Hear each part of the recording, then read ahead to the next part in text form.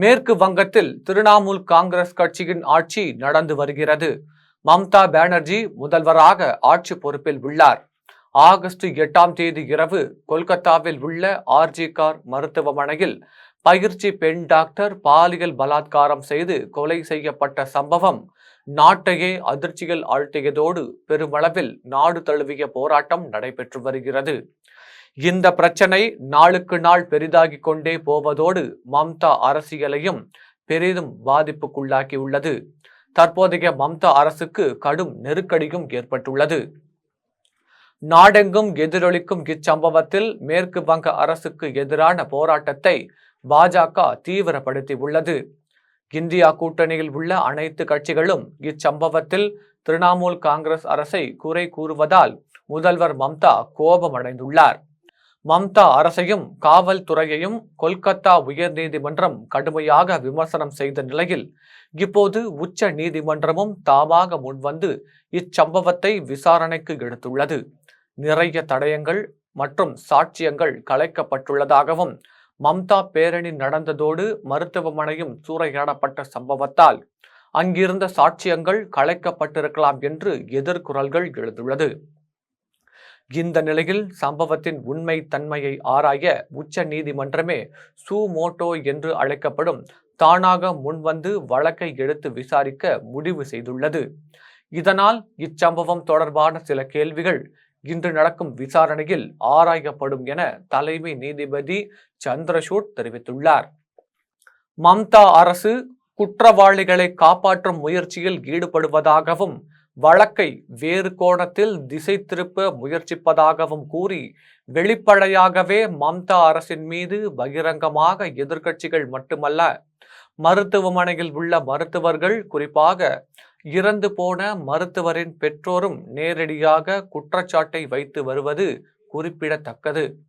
இதில் முக்கியமாக அவரது கட்சிக்குள்ளேயே அரசுக்கு எதிரான குரல்கள் ஒலிக்க துவங்கி இருப்பதுதான் வேடிக்கை. கொல்கத்தா போலீஸ் கமிஷனருக்கு எதிராக திரிணாமுல் எம்பி ஒருவர் காட்டமான அறிக்கை வெளியிட்டுள்ளார்.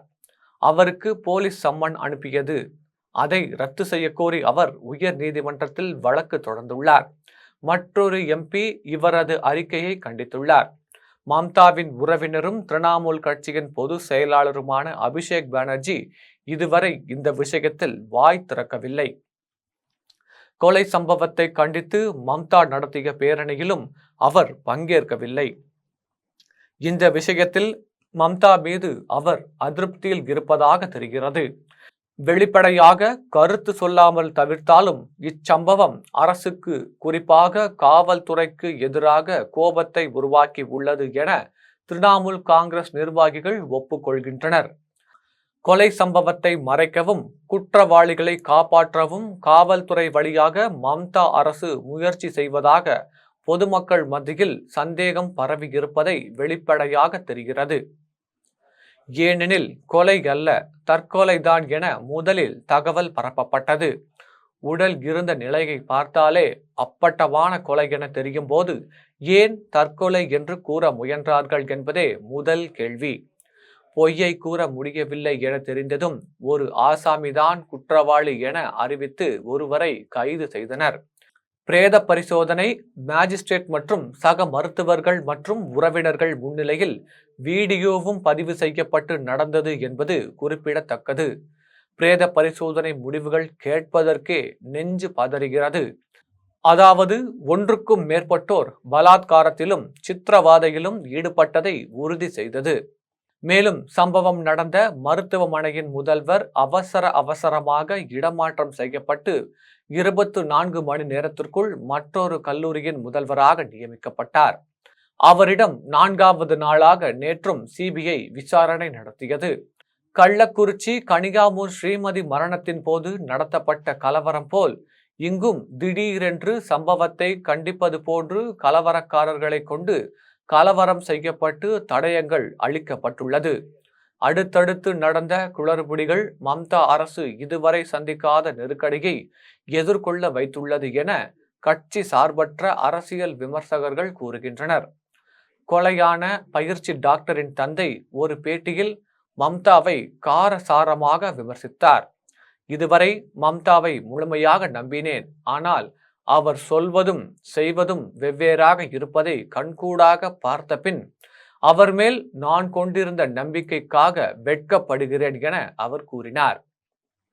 மம்தா பேரணி நடத்தியது ஏன்? கலவரத்தில் ஈடுபட்டவர்கள் என்று சிலரை கைது செய்த அரசு கொலையில் சம்பந்தப்பட்டவர்களை கைது செய்யவில்லை.